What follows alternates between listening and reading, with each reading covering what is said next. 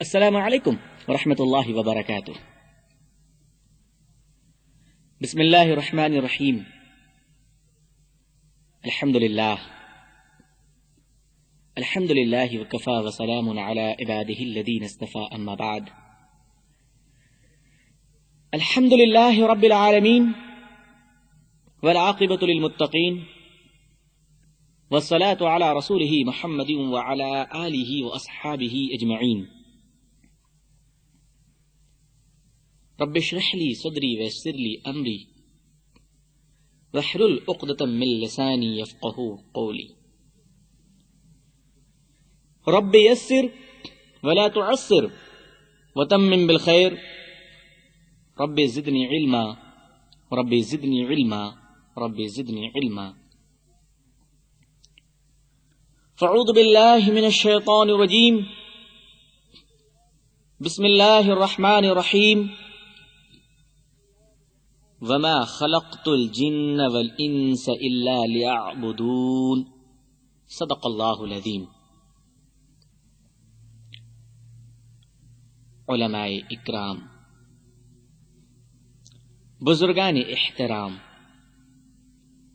نوجوانان اسلام، عزیزان گرامی، سامعین عزام، عمائدین شہر، عفت مائیں اور بہنیں، خواتین، اللہ تعالی نے اپنے کلام مجید، قرآن کریم اور فرقان حمید کے اندر تخلیق انسانی کے منشا کو واضح فرمایا۔ اور دیکھیے نا، ہمارے اور آپ کے پیدا کرنے والے کون ہیں؟ تو آپ کے دل کی دھڑکنوں سے بس ایک ہی آواز نکلے گی، اللہ۔ بے شک یہ سچائی ہے، یہ ایمان ہے کہ ہم سب کو اللہ تعالی نے پیدا کیا، اور دنیا کی جتنی چیزیں ہیں، جن جن شے کو اللہ تعالی نے پیدا فرمایا، ان تمام مخلوق کو، ان تمام چیزوں کو دنیا سے ایک دن فنا ہو جانا ہے، اور ہمیشہ باقی رہنے والی ذات صرف اللہ تعالی کی ہے۔ دوستوں اور بزرگوں، یہ ایمان کی بات ہے، لیکن اللہ تعالی نے ہمیں آخر دنیا میں کیوں پیدا کیا، اور اس کی وجہ اور اس کی ضرورتیں کیا پیش آئیں اللہ تعالی کو؟ یہ ایک بہت اہم سوال ہے، اور ہر پیدا ہونے والی مخلوق کو اور مخلوق کے دل میں یہ سوال اٹھنا چاہیے، یہ خیال پیدا ہونا چاہیے کہ اللہ رب العزت جو عظیم الشان ہے، مالک مختار ہے، تمام طاقتوں کا مالک ہے، اور کن فیکن کا مالک ہے، آخر اس کو وہ کون سی ضرورت پیش آ گئی کہ اس نے ہم لوگوں کو دنیا میں پیدا فرمایا، جبکہ ہماری وجہ سے اور ہمارے وجود سے آج دنیا کی حقیقت کیا ہے، آج دنیا کے حالات کیا ہیں؟ دوستوں اور بزرگوں، ہماری اور آپ کی نظروں سے مخفی نہیں ہے۔ انسانوں نے بے شک اچھے کام کیے ہیں، لیکن انہی انسانوں کے ذریعے سے فتنے وجود میں آئے، تشدد بھڑک اٹھا، قتل و غارت کے بازار گرم ہو گئے، ظلم کے پہاڑ ٹوٹ پڑے، اور آپ دیکھ رہے ہیں زمانے میں کیسی لغزشیں پیدا ہو رہی ہیں ان انسانوں کے وجود کی بنیاد پر۔ فرشتوں نے کہا تھا اللہ تعالیٰ سے، جب اللہ تعالیٰ نے فرشتوں سے کہا وَإِذْ قَالَ رَبُّكَ لِلْمَلَائِكَةِ إِنِّي جَاعِلٌ فِي الْأَرْضِ خَلِيفَةً، اے میرے نیک فرشتوں، اے میرے معصوم فرشتوں، اے میرے ذکر کرنے والے فرشتوں، تمہیں پتا ہے کہ میں اپنا ایک خلیفہ پیدا کرنے والا ہوں، میں اپنا ایک خلیفہ پیدا کرنا چاہتا ہوں جو میرا خلیفہ ہوگا۔ فرشتوں نے دیکھ لیا تھا جنات کا دور، فرشتوں نے دیکھا تھا جنات کے زمانے، فرشتوں نے دیکھا تھا جنات کے کرتوت۔ انسان سے پہلے اللہ تعالیٰ نے جنات کو پیدا کیا، اور اس زمین پر جنات نے فتنے اور فساد کا بازار گرم کیا، جنات نے اس زمین پہ خلفشار مچایا، اور اللہ کی زمین پر انہوں نے بڑے فتنے پیدا کیے، بڑے قتل و غارت کیے۔ فرشتوں کو تجربہ تھا ایک مخلوق کا، فرشتوں نے دیکھ لیا کہ اللہ تعالیٰ نے کتنے پیار سے جنات کو بنایا، مگر یہ قوم ہرجائی بن گئی، اس قوم نے بے وفائی کی، اس قوم نے اللہ کے حکموں کو توڑا، اس قوم نے اللہ کے قانون کو پامال کیا۔ فرشتوں نے اسی تجربے کو نظر رکھتے ہوئے فرمایا تھا کہ قالوا وتجعلوا فيها من يفسد فيها ويسفك الدماء ونحن نسبح بحمدك ونقدس لك قال إني أعلم ما لا تعلمون۔ اے اللہ، آپ کیوں انہیں پیدا کر رہے ہیں؟ وہ تو فتنے اور فساد پیدا کریں گے، وہ تو قتل و غارت کریں گے، وہ تو زمین پر ظلم کا پہاڑ توڑیں گے۔ آپ کے حمد و ثنا اور آپ کی تسبیح اور عبادت کے لیے کیا میں دنیا میں کافی نہیں ہوں؟ کیا ہم لوگ کافی نہیں ہیں؟ تو اللہ تعالیٰ نے کہا، اے فرشتوں، جو میں جانتا ہوں وہ تم نہیں جانتے، جو میں سمجھتا ہوں وہ تم نہیں سمجھتے۔ میرا پیدا کرنے کا منشا کیا ہے وہ تمہیں کیا پتا ہے؟ جس اللہ نے تم لوگوں کو پیدا کیا ہے وہی اللہ انسانوں کو بھی پیدا کرے گا۔ تمہیں تو تجربے ہوتے ہیں اور اللہ کو تجربہ کرنے کی کوئی ضرورت نہیں ہے۔ وہ احکم الحاکمین ہے، وہ علیم بصیر ہے، وہ خبیر ہے، وہ سمیع اور علیم ہے، وہ تمام چیزوں کو سنتا ہے، وہ تمام چیزوں کو وقت سے پہلے جانتا ہے، اس کا علم وسیع ہے، وہ دیکھتا ہے اور وہ سمجھنے والی ذات ہے اللہ تعالیٰ کی۔ اللہ تعالیٰ نے جب انسانوں اور جناتوں کو پیدا فرما دیا تو اپنے نبی محمد صلی اللہ علیہ وسلم کو جب دنیا میں آپ نے بھیجا اور اللہ تعالیٰ نے آپ پر قرآن کریم کو نازل فرمایا، اس قرآن میں مقصد تخلیق کے منشا کی وضاحت کی اللہ تعالیٰ نے۔ کیوں پیدا کیا اللہ نے انسانوں اور جناتوں کو؟ تو اللہ تعالیٰ نے عرض فرمایا کہ وما خلقت الجن والانس الا ليعبدون، بے شک ہم نے جن اور انسان کو صرف اپنی عبادت کے لیے پیدا کیا ہے، صرف اور صرف اپنی عبادت کے لیے پیدا کیا ہے۔ ہم نے کسی اور کام کے لیے دنیا میں انسانوں اور جناتوں کو پیدا نہیں کیا۔ اگر انسان یہ سمجھتا ہے کہ عبادت سے ہٹ کر ہماری کوئی مصروفیات ہے، عبادت سے ہٹ کر ہماری کوئی سرگرمی ہے، تو انسان اپنے آپ کو دھوکہ دے رہا ہے، اللہ کے قانون کے ساتھ فریب و مکاری کر رہا ہے۔ اللہ کا تو کچھ بگاڑ نہیں سکتا، البتہ اپنی دنیا اور آخرت کو برباد کر رہا ہے۔ اللہ تعالیٰ نے انسانوں اور جناتوں کو صرف اور صرف اپنی عبادت کے لیے پیدا کیا۔ عبادت سے ہٹ کر کوئی مقصد نہیں، عبادت سے ہٹ کر کوئی منشا نہیں۔ اب لوگوں کے ذہنوں میں ایک سوال اٹھتا ہے کہ عبادت نام ہے نماز پڑھنے کا، عبادت نام ہے روزہ رکھنے کا، عبادت نام ہے حج کرنے کا، عبادت نام ہے زکوٰۃ ادا کرنے کا، عبادت نام ہے فرائض اور سنت اور مستحبات کو ادا کرنے کا، اور عبادت ذکر و اذکار کا نام ہے۔ تو پھر ہم کمائیں نہ، ہم دکان نہ کھولیں، ہم تجارت کے مراکز قائم نہ کریں، ہم صنعت و حرفت کی دنیا میں انقلاب پیدا نہ کریں، ہم رشتے ازدواج کے بندھنوں میں نہ بندھیں، ہم ماں اور باپ نہ بنے اور اولادیں نہ بنیں۔ لوگوں کے ذہنوں میں یہ بات اٹھتا ہے پھر ہم عبادت کریں گے تو کمائیں گے کہاں سے؟ صرف عبادت کریں گے تو اپنے بیوی بچوں کی پرورش کس طرح کریں؟ صرف عبادت کریں تو سوئیں کس طرح اور جاگیں کس طرح؟ یہ سوال عام طور پہ لوگوں کے ذہنوں میں اٹھتا ہے کیونکہ انہوں نے عبادت کے مفہوم کو بڑا مختصر سمجھ رکھا ہے، اور انہوں نے یہ سمجھا کہ بس چند رسوم کے ادا کر دینے کا نام عبادت ہے، اور ہماری زندگی کی دوسری مصروفیات یہ عبادت سے ہٹ کر ہے۔ بزرگ اور دوستو، عبادت صرف نماز پڑھ لینے کا اور قربانی کر دینے کا نام نہیں، بلکہ عبادت نام ہے پوری حیات کو، پوری زندگی کو، پورے نظام حیات کو جناب محمد رسول اللہ صلی اللہ علیہ وسلم کی سنت کی پیروی اور اتباع میں گزار دینے کا نام ہے عبادت۔ عبادت صرف روزہ رکھ لینے کا نام نہیں ہے۔ اسی لیے کہا گیا کہ روزہ یہ بھوک اور پیاس کا نام نہیں ہے، بلکہ روزہ نظروں کی حفاظت کا بھی نام ہے۔ اپنی نظر کو متعیش مناظر سے، فحش مناظر سے محفوظ رکھنا یہ نظروں کا حق ہے انسان کے اوپر، اس کا بھی ایک روزہ ہے۔ فحش کلام کانوں میں نہ پڑنے دینا یہ بھی ایک عبادت ہے، اور یہاں تصاویر پہ نظریں نہ گڑانا یہ عبادت ہے۔ فحش خیالات ذہنوں میں پیدا نہ کرنا یہ عبادت ہے۔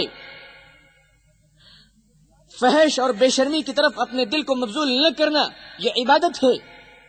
ہاتھ سے برائیوں کو نہ ہونے دینا اور پاؤں کو برائیوں کی طرف رواں دواں ہونے سے روک لینا، بزرگوں اور دوستوں، یہ عبادت ہے۔ انسانوں نے عبادت نماز کے نام کو سمجھ رکھا ہے، حقیقت یہ نہیں ہے۔ اللہ تعالیٰ نے جب دنیا میں انسانوں کو پیدا کیا تو اس کا مکمل نظام حیات بنا کر اللہ نے دنیا میں بھیجا۔ اگر اس نظام کے مطابق، جناب محمد رسول اللہ صلی اللہ علیہ وسلم کی سنت کے مطابق، آقا دو جہاں صلی اللہ علیہ وسلم کی اتباع اور پیروی کے اندر انسان اگر تھوکتا بھی ہے سنت کے مطابق تو اس تھوکنے پر بھی اس کو صدقے کا ثواب ملے گا، اس تھوکنے پر بھی سنت کو زندہ کرنے کا ثواب ملے گا۔ انسان کیا سمجھتا ہے کہ یہ تھوکنا فضول میں ہے؟ یہ تھوکنے کی صفت اللہ تعالی نے ہمارے اندر رکھی ہے، یہ کوئی ہمارا شوق نہیں کہ ہم تھوکیں۔ پیشاب کرنا یہ کوئی ہمارا شوق اور جنون نہیں، یہ بیماری اور کوئی مرض نہیں ہے، یہ اللہ تعالی نے ہمارے اندر پیدا کی ہے۔ اور پیشاب کرنا یہ نظام خدا بندی ہے کہ ہمیں پیشاب کرنا ہے۔ اس پیشاب کرنے کے طریقے پر، پیشاب کرنا جو ایک ضرورت ہے انسان کے اوپر، اس ضرورت سے انسان اس ضرورت کو پوری کرنے کے لیے مجبور ہے۔ انسان قاصر ہے۔ کیا یہ ممکن ہو سکتا ہے کہ انسان پیشاب کرے تو اس کے وقت کو ضائع ہو جائے اور اللہ اس پر گناہ دے کہ تم نے پیشاب کیوں کیا؟ انسان بیت الخلا جائے، نہانا انسان کی ضرورت ہے۔ یہ کیا ہو سکتا ہے کہ انسان غسل کرے تو پانی کے قطرے قطرے پر اللہ اس کی پکڑ کر لے کہ تم نے غسل کیوں کیا اور پانی کو کیوں خرچ کیا؟ اللہ کی ذات سے، یہ اللہ کی رحمت، اللہ کی کریم ذات پر ایسا سوچنا دوستوں اور بزرگوں الزام ہے۔ وہ بڑی کریم ذات ہے، وہ بڑی رحیم ذات ہے۔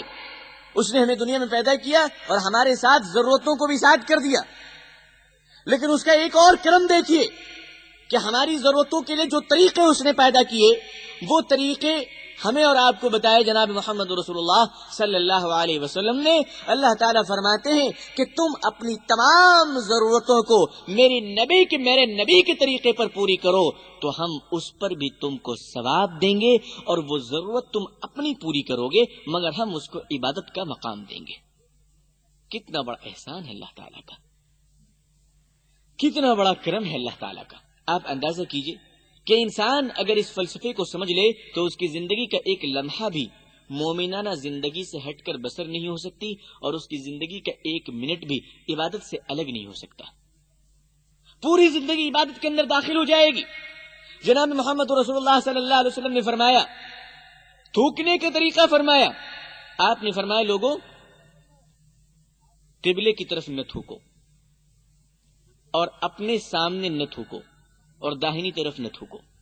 فرمایا بائیں طرف تھوکو، اور اگر آپ راستے پہ چلے جا رہے ہیں اور بائیں طرف قبلہ پڑ گیا تو سامنے آپ تھوک نہیں سکتے، داہنی طرف تھوکنا منع ہے، اور بائیں تھوکیں گے تو قبلہ ہے۔ اللہ کے نبی صلی اللہ علیہ وسلم کی سنت ہے کہ مڑ جاؤ اور مڑ کر تھوکو۔ قبلے کا احترام فرمایا میرے آقا صلی اللہ علیہ وسلم نے کہ قبلے کی طرف تھوکنا بھی سنت کے خلاف ہے۔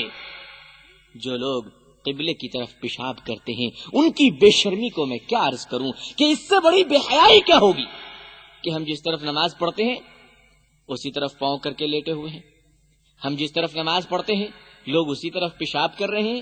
یہ خلاف سنت واقعہ ہے۔ اب اگر انسان تھوکنے میں سنت کی رعایت کر لی تو وہ تھوکنے پر اس کو ثواب دیں گے اللہ تعالیٰ، اور فرمائیں گے اے میرے بندے تو نے تھوکنے میں بھی میرے نبی کی سنت کا خیال رکھا، اس لیے میں تجھے اس پر اجر و ثواب دوں گا۔ اللہ کے رسول صلی اللہ علیہ وسلم نے فرمایا تجارت کرو، حضور کی سنت ہے تجارت کرنا۔ یہ تجارت کرنا کوئی نئی بات نہیں ہے، یہ تجارت میں یہودیوں کی پالیسی ضرور داخل ہو گئی ہے، تجارت کے اندر عیسائیوں کے سود ضرور داخل ہو گئے ہیں، تجارت کے اندر مغربیت الہاد پرستی کے نظام ضرور داخل ہو گئے ہیں، لیکن تجارت کا شاندار طریقہ تو وہ ہے جو دمشق کے بازار میں، شام و عراق اور شہر موصل کے بازار میں تاجر اعظم جناب محمد رسول اللہ صلی اللہ علیہ وسلم نے عمل کر کر بتایا۔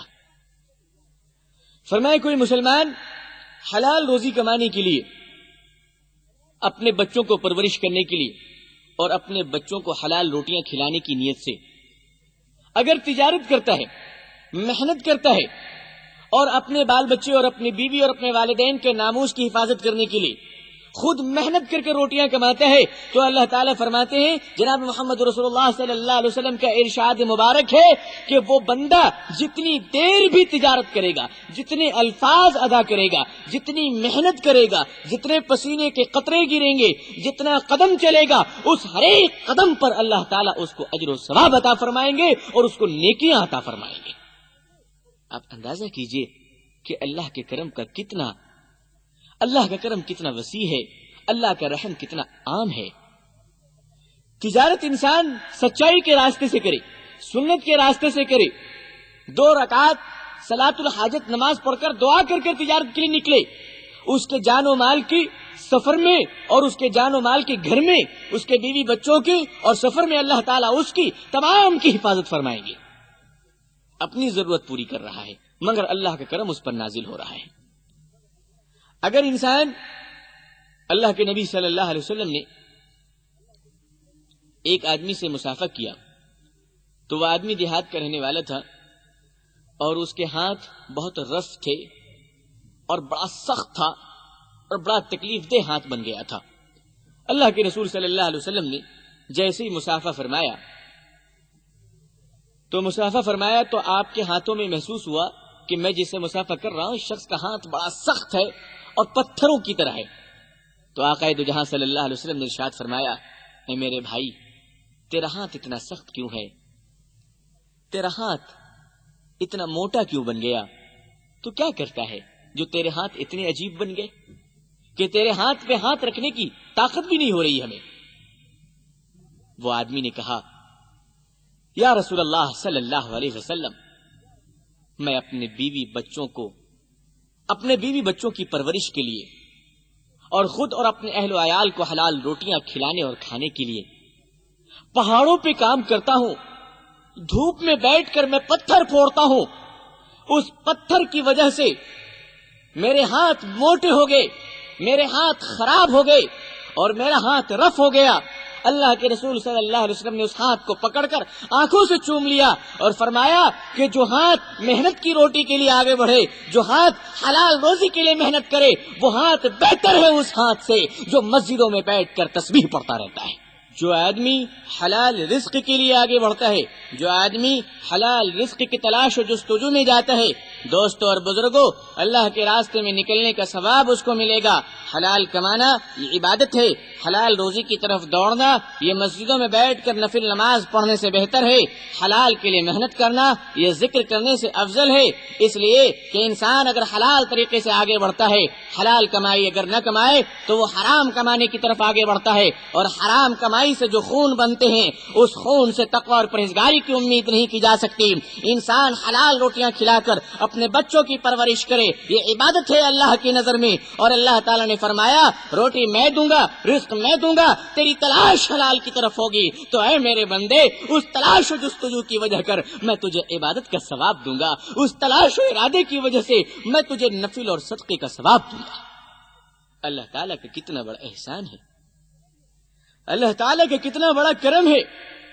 پھر فرمایا اللہ کے رسول صلی اللہ علیہ وسلم نے عبادت یہیں پر ختم نہیں ہو جاتی، آقا نے فرمایا کہ نکاح کرنا بھی عبادت ہے۔ اگر کوئی شوہر محبت سے اپنی بیوی کے ہاتھ کو پکڑتا ہے تو حدیث میں آتا ہے کہ اپنی بیوی کے ہاتھ میں جب شوہر پیار سے ہاتھ ڈالتا ہے تو ان دونوں ہاتھوں کی انگلیوں کے درمیان سے اس کے گناہ صغیرہ جھڑنے لگتے ہیں اور اس کے گناہ معاف ہوتے ہیں۔ کتنا بڑا کرم ہے اللہ تعالیٰ کا کہ اللہ تعالیٰ نے عشق و محبت کی بنیاد پر بھی صدقہ ثواب رکھا۔ اللہ کے رسول صلی اللہ علیہ وسلم نے ارشاد فرمایا کہ تم میں سے اگر کوئی آدمی اپنی بیوی سے محبت کرتا ہے تو اللہ تعالیٰ اس کو نیکیاں دیں گے۔ صحابہ کرام نے عرض کیا، یہ تو کوئی ایسا کام نہیں کہ جس پر نیکی ملے، عشق و محبت تو یہ اپنے دل کی دھڑکنیں ہیں، یہ اپنے دل کی ضرورتیں ہیں۔ آپ صلی اللہ علیہ وسلم نے ارشاد فرمایا، اگر ایک انسان غیر عورت کے ساتھ ملاقات کرے، ایک انسان نامحرم کے ساتھ بات چیت کرے تو تم جانتے ہو کہ اس پر گناہ ہوگا، اور اگر زنا کرے تو اس پر عذاب ہوگا۔ فرمایا کہ اللہ تعالیٰ نے جس طرح غیر عورتوں کے ساتھ میل ملاپ کو حرام قرار دیا اور اس پر گناہ ہوگا، اسی طرح اپنی بیوی سے ملاقات، میل ملاپ اور محبت اور عشق پر اللہ تعالیٰ نے اجر و ثواب رکھا اور فرمایا اس پر میں نیکیاں دیتا ہوں. یہ بھی ایک عبادت کا حصہ ہے، یہ بھی ایک عبادت کا جز ہے بزرگوں اور دوستوں. اسی طرح سے ایک انسان اپنے بچوں کو محبت کی نظر سے دیکھتا ہے، ایک انسان اپنے بچوں سے پیار کرتا ہے، یہ بھی ثواب ہے اللہ کے نزدیک. اس پر بھی اللہ تعالیٰ نیکیاں عطا فرماتے ہیں. ایک انسان پیشاب پیخانہ جاتا ہے اور باتھ روم جاتے وقت وہ نبی اکرم صلی اللہ علیہ وسلم کی سنت کو خیال میں رکھتا ہے. حضور صلی اللہ علیہ وسلم کی سنت کیا ہے کہ بیت الخلا جاتے وقت دعا پڑھو، اللہم انی اعوذ بک من الخبث والخبائث.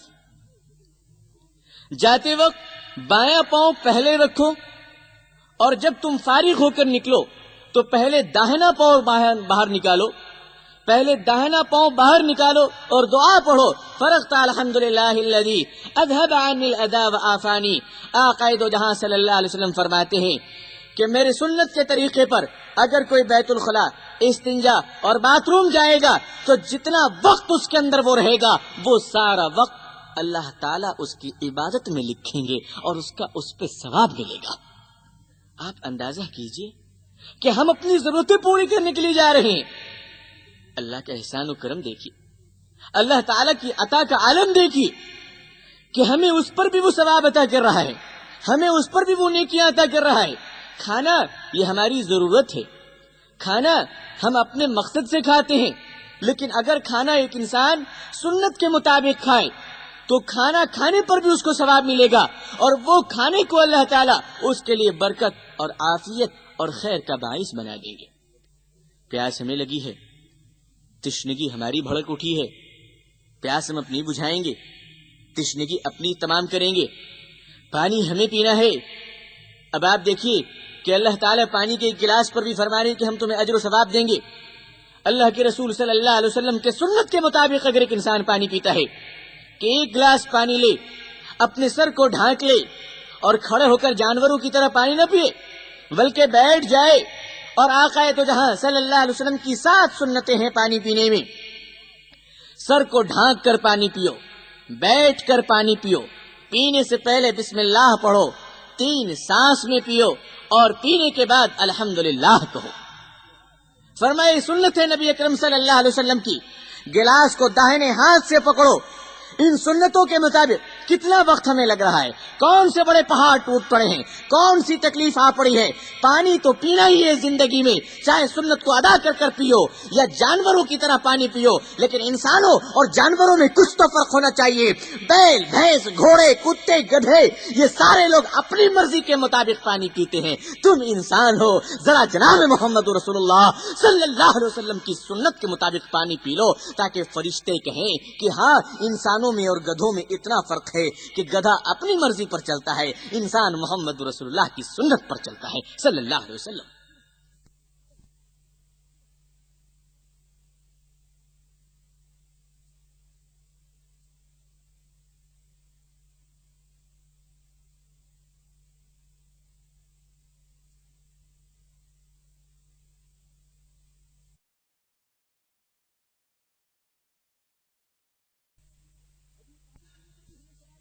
اب یہ پانی پینے پر بھی ہمیں ثواب ملے گا، یہ پانی پینے پر بھی ہمیں اجر و ثواب ملے گا.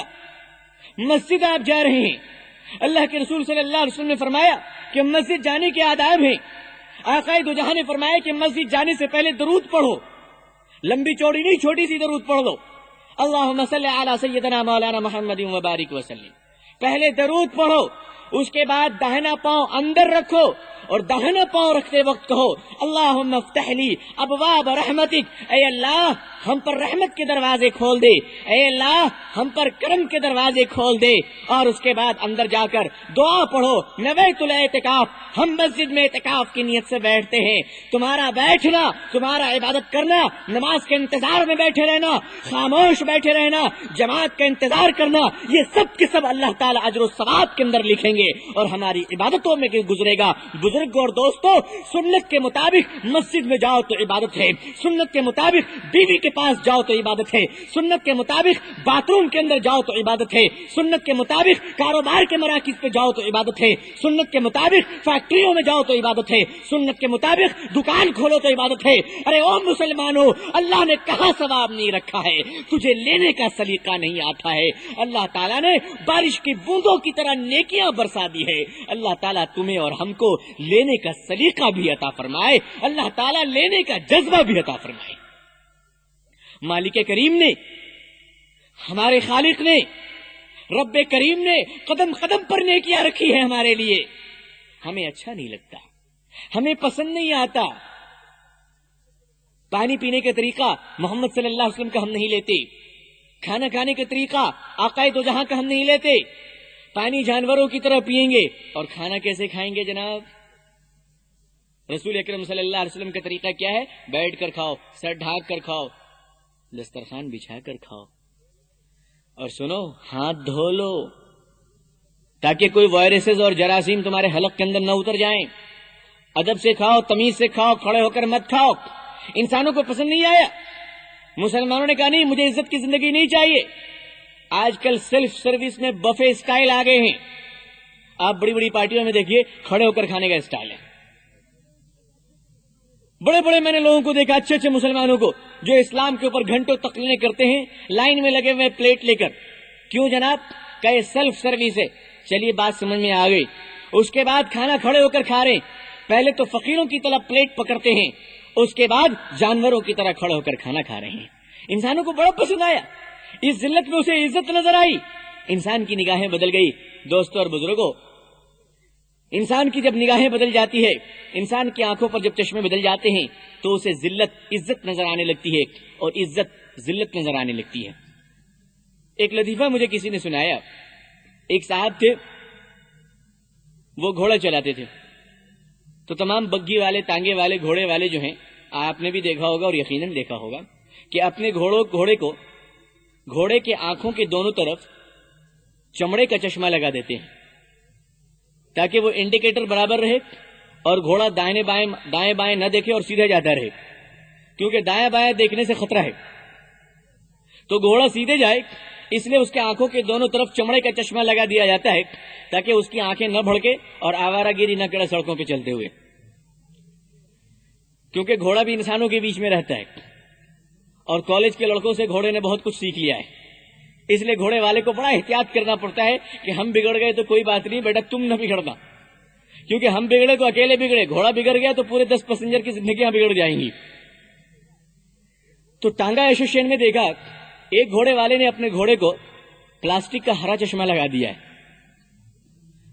تمام لوگ پریشان ہو گئے کہ آدم علیہ السلام سے لے کر اب تک ہم لوگ گھوڑے کو چمڑے کا چشمہ دونوں طرف لگاتے تھے، اس کم وقت کو کون سی سائنس نے ایجاد کر دیا اور کون سی ٹیکنالوجی اس نے ایجاد کر لیا کہ گھوڑے کے پورے آنکھوں پہ اس نے پلاسٹک کا ہرا چشمہ لگا دیا۔ لوگوں نے اسے پکڑ کر منت و سماجت کر کر پوچھا کہ بتا اس میں راز کیا ہے؟ اس نے کہا راز واز کچھ نہیں یار، میں غریب آدمی ہوں، یہ میرا گھوڑا نواب واجد علی شاہ سے کم نہیں ہے۔ کہا کیوں؟ کیا یار سوکھی گھاس کھاتا ہی نہیں کم وقت، جب دیکھو ہری گھاس مانگتا ہے، اور ہری گھاس میں کہاں سے لاؤں؟ شہر کے بیچ میں ملتا ہی نہیں، اور ملتا تو بڑا مہنگا ملتا اور کمائی اتنی ہے نہیں۔ تو میرے دماغ میں ایک بات آئی، میں سوکھی گھاس منگوا لیتا ہوں، اس کو ہرا چشمہ لگا دیتا ہوں، سامنے رکھ دیتا ہوں، یہ سوکھی گھاس کو ہرا سمجھ کر کھا لیتا ہے۔ گھوڑے کی آنکھوں پر ہرا چشمہ لگا دیا تو وہ سوکھی گھاسوں کو ہرا سمجھ کر کھا رہا ہے۔ آج مغربی تہذیب نے، یہودیوں نے مسلمانوں کی آنکھوں پر ہرا چشمہ لگا دیا ہے تو اسے شیطان کا ہر عمل عزت کا عمل معلوم ہوتا ہے۔ ان لوگوں نے محمد رسول اللہ کی سنت کو چھوڑا اور کھڑے ہو کر پیشاب کرنے والوں کے طریقوں کو اپنا لیا۔ دوستوں اور بزرگوں، تمہاری آنکھوں پر اسٹار پلس کے چشمے لگ گئے ہیں، تمہاری آنکھوں پر اسٹار موویز کے چشمے لگ گئے ہیں، تمہاری آنکھوں پر ڈش اینٹینا اور سیٹلائٹ کے چشمے لگ گئے ہیں۔ ارے لوگوں، تم اپنی آنکھوں پر کالی کملی والے کا چشمہ لگا لو، تم اپنی آنکھوں پر گنبد خضرا اور مسجد نبی صلی اللہ علیہ وسلم مدینے کی خاک کو لگا لو، جو نور، جو بصیرت، جو عزت اللہ تعالیٰ نے جناب محمد رسول اللہ صلی اللہ علیہ وسلم کی جوتیوں میں رکھا ہے، خدا کی قسم وہ دنیا کے شہنشاہوں کے تاج و تخت میں نہیں ہے۔ تمہیں کیا پتا کہ آقا کو اللہ نے کتنی عزتیں دی؟ یہ عبادت ہے، اور عبادت کے مقاصد میں نے آپ کے سامنے کچھ تھوڑے بہت واضح فرمائے۔ انسان توجہ دے، اس کی زندگی کے اپنے عمل کو بنائے تو اس کی زندگی انشاءاللہ کبھی رائے گاہ نہیں جائے گی۔ اپنی زبان کی حفاظت کرے، لیکن آج عبادت کا مقصد ہمارے سامنے کیا آ گیا؟ اس قوم کی طرح جو قوم سارا دن کماتی ہے، جھوٹ بول کر کپڑے بیچتی ہے، جھوٹ بول کر دکان چلاتی ہے، اور شام میں جاتی ہے اور اپنے گائے کے پاس جا کر بولتی ہے جو کچھ ہم نے پاپ کیا وہ روٹیوں کے بدلے میں تو لے لے، اور جو پن ہے وہ ہمیں دے دے۔ اسلام اس کی تعلیم نہیں دیتا، اسلام اس طرف آپ کو دعوت نہیں دیتا۔ وَمَا خَلَقْتُ الْجِنَّ وَالْإِنسَ إِلَّا لِيَعْبُدُونَ، اللہ تعالیٰ نے انسانوں کو پیدا کیا محض اپنی عبادت کے لیے، محض اپنی عبادت کے لیے۔ لیکن عام طور پر فلسفے کی کتابوں میں معلوم ہوتا ہے کہ عبادت کے 3 تصورات ہیں۔ ایک ہے عبادت کا جاہلانہ تصور، اور دوسرا ہے عبادت کا جوگیانہ تصور، اور تیسرا ہے عبادت کا اسلامی تصور۔ یہ 3 تصور ہیں دنیا میں، اور 3 طریقوں پر لوگ عبادتیں کر رہے ہیں پوری دنیا میں۔ آج آپ دیکھ لیں، ایک جاہلانہ طریقے سے لوگ اللہ تعالیٰ کی عبادت کر رہے ہیں، اور دوسرا جوگیانہ طریقے سے لوگ اللہ تعالیٰ کی عبادت کر رہے ہیں، اور تیسرا اسلامی طریقے سے لوگ اللہ تعالیٰ کی عبادت کر رہے ہیں۔ جاہلانہ تصور کیا ہے؟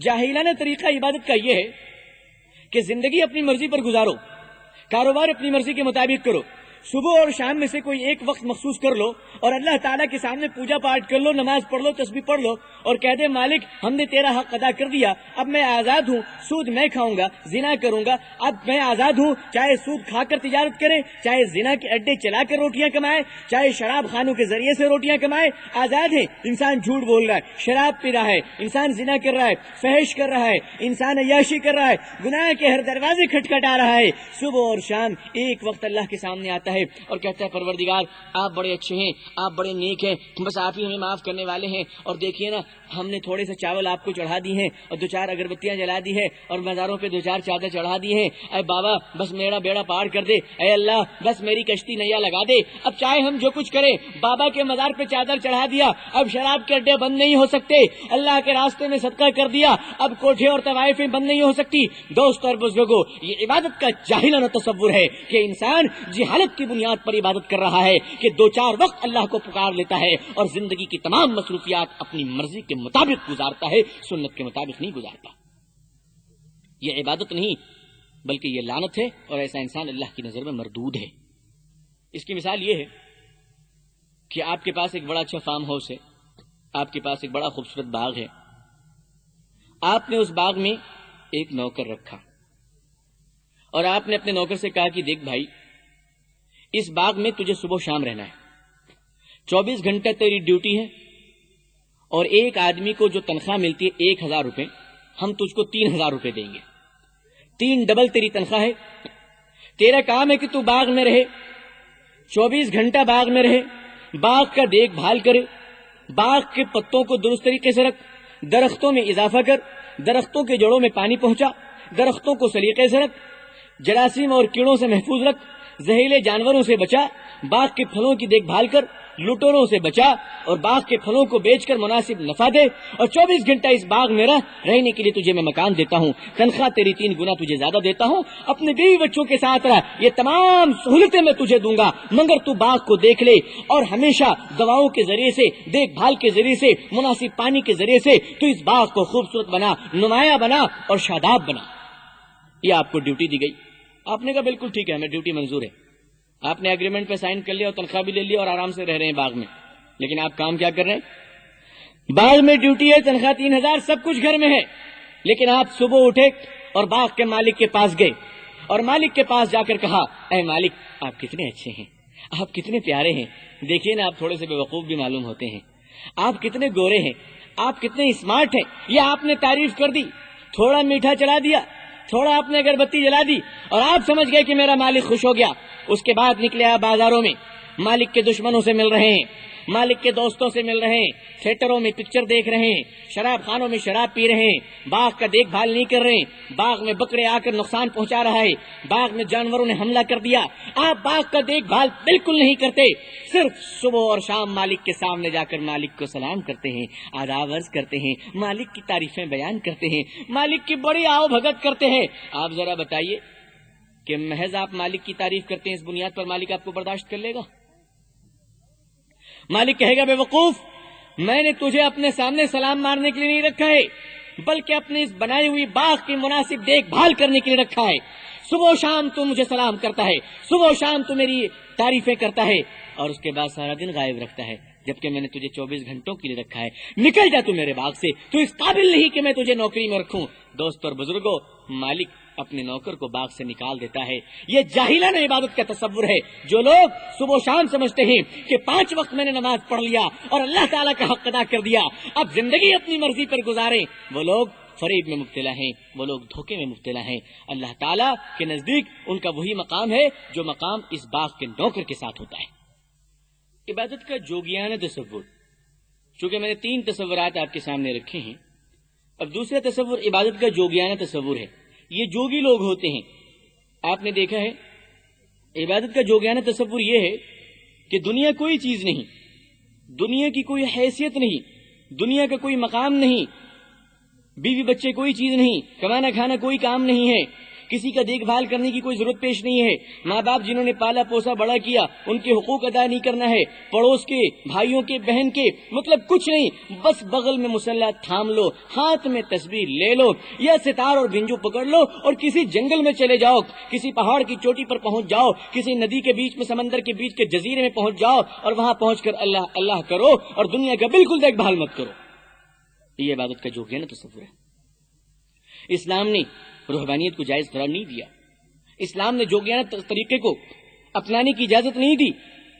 فرمایا کہ نہیں، تمہیں دنیا میں رہنا ہے، اپنے بیوی بچوں کے بیچ میں رہنا ہے، کھانا پینا کمانا ہے، اپنے حقوق اللہ کے حق اور دوسروں کے حقوق کو ادا کرنا ہے، اور اس حقوق کو ادا کرتے ہوئے اللہ کی عبادت کرنا ہے۔ یہ اللہ کو پسند ہے۔ پہاڑوں کی چوٹیوں پر پہنچ کر تم اللہ کی عبادت کرو، یہ اللہ کو پسند نہیں ہے۔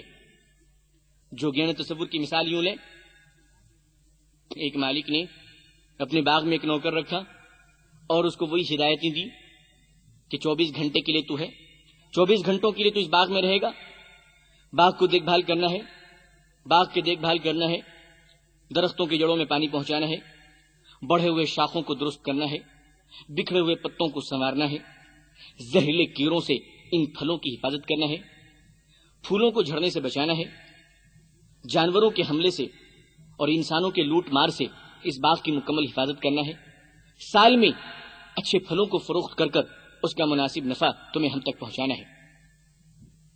اب یہ ذمہ داریاں سونپی گئی، وہ انسان ایک کاغذ پر اپنی تمام ذمہ داریوں کو لکھ لیتا ہے اور لکھ لینے کے بعد باغ میں بیٹھ جاتا ہے ایک مسلح بچھا کر، اور مسلح بچھا کر ہاتھ میں تسبیح لیتا ہے اور صبح میں 1000 مرتبہ، دوپہر میں 1000 مرتبہ اور شام میں 1000 مرتبہ وہ یہ تسبیح پڑھتا ہے، میرا مالک بڑا اچھا ہے، میرا مالک بڑا خوبصورت ہے، میرا مالک بڑا لال ہے، میرا مالک بڑا اسمارٹ ہے، میرا مالک بڑا رحیم ہے، میرا مالک بڑا کریم ہے۔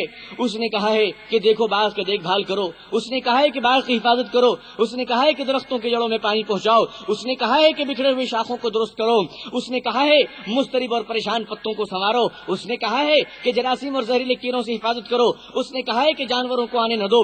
یہ صبح و شام آپ کی ہدایتوں کی وہ تسبیح پڑھتا ہے، لیکن اس طرف باغ پر بکریاں آ کے اس کے پتوں کو چبا رہی ہے، یہ انسان اس کو بھگاتا نہیں ہے، زہریلے کیڑے پھلوں پر حملہ کر رہے ہیں، یہ انسان اس کو ہٹاتا نہیں ہے، دوا نہیں دیتا ہے، پتے اور پھل اور باغ برباد ہو رہا ہے، یہ انسان ایک طرف بھی توجہ نہیں دیتا، بس آپ کی بتائی ہوئی گئی ہدایتوں کی تسبیح پڑھتا ہے، آپ کی بتائی گئی ہدایتوں کی تعلیم پڑھتا ہے اور اس کی بڑی تعریفیں کرتا ہے۔ آپ بتائیے کیا ایسا انسان، ایسے ملازم کو آپ برداشت کریں گے جو صبح و شام آپ کی بتائی گئی ہدایتوں کو بیان تو کرتا ہے، آپ کی تعریف کو تو کرتا ہے، مگر زندگی میں عمل کی سطح پر اس کو لانے کے لیے تیار نہیں، پورا باغ قبرستان بن جائے اس کو کوئی افسوس نہیں، وہ تو صرف آپ کی تعریف بیان کر رہا ہے۔ یقیناً ایسے انسانوں کو آپ برداشت نہیں کریں گے۔ تو جس طریقے سے باغ کا مالک اپنے ایسے ملازم کو برداشت نہیں کرتا، اسی طریقے سے عبادت کا اس قسم کا تصور رکھنے والے، عبادت کی یہ تصور رکھنے والے لوگوں کو اللہ تعالیٰ بھی پسند نہیں کرتے، اور ایسے بندوں کو اللہ تعالیٰ بالکل محبت کی نظر سے نہیں دیکھتے۔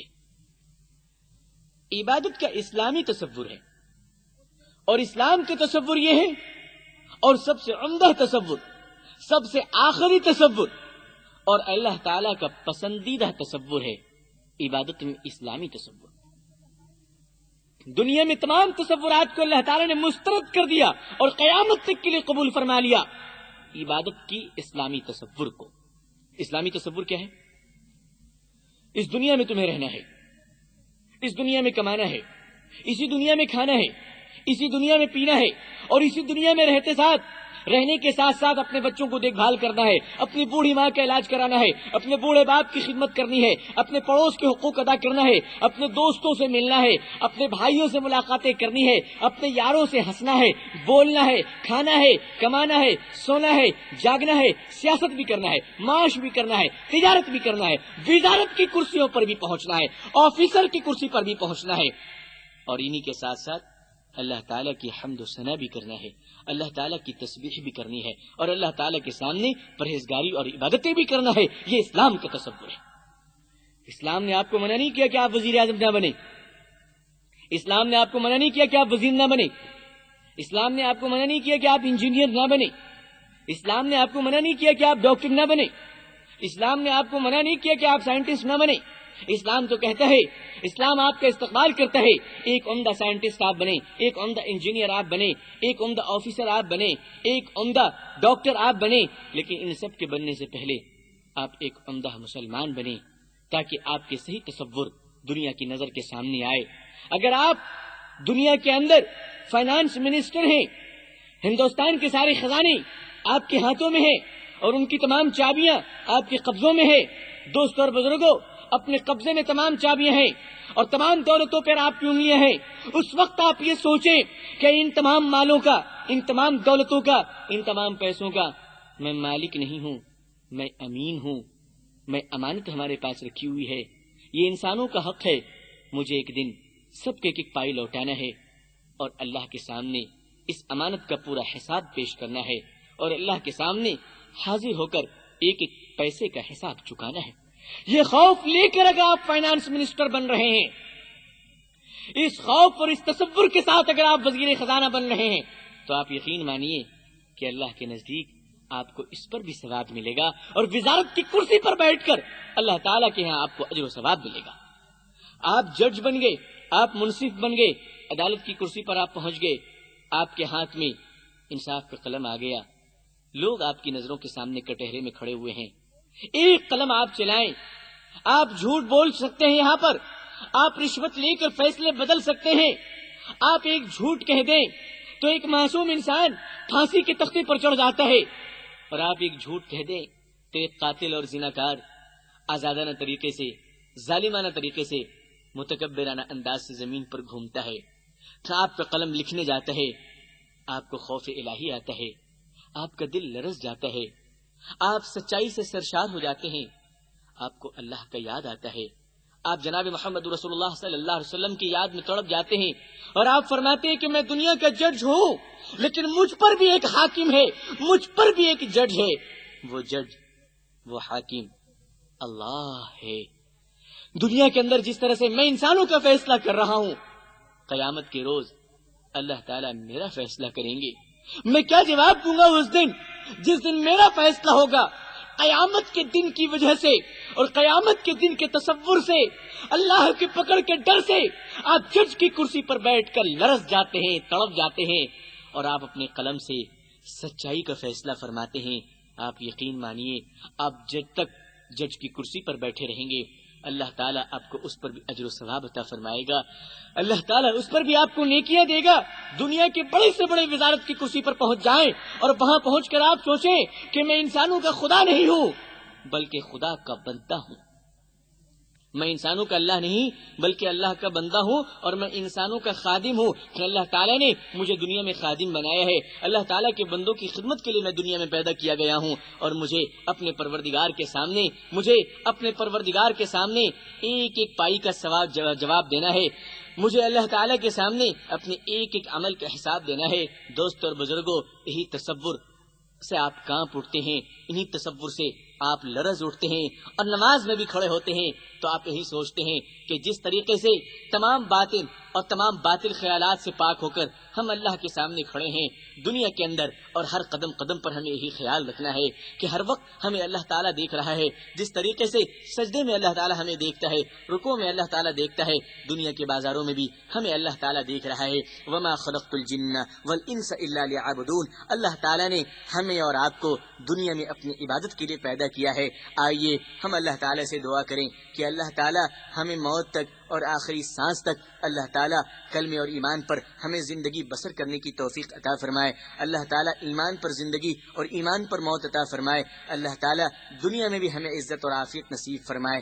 اللہ تعالیٰ آخرت میں بھی ہم سب کو عزت و عافیت نصیب فرمائے، اور اسلامی تصور کے مطابق عبادتیں کرنے کی اور پوری زندگی سنت رسول اکرم صلی اللہ علیہ وسلم کی سنت کے مطابق گزارنے کی توفیق عطا فرمائے۔ اللہ تعالیٰ ہمیں اور آپ کو اور ہم سب کو اور تمام دنیا کو کہنے سننے زیادہ عمل صالح کی توفیق نصیب فرمائے۔ آخر دعوانا الحمدللہ۔ خواتین و حضرات، ایمان اور روح کی تازگی کے لیے ہمارے یہاں تشریف لائیے۔ ہمارا پتہ مینار الیکٹرانکس پاور ہاؤس کے سامنے، Kalyan road, Bhiwandi, Maharashtra, India. Mobile number 9823250416 9823250416۔ Proprietor Mohammad Yaqoob Khan Azmi.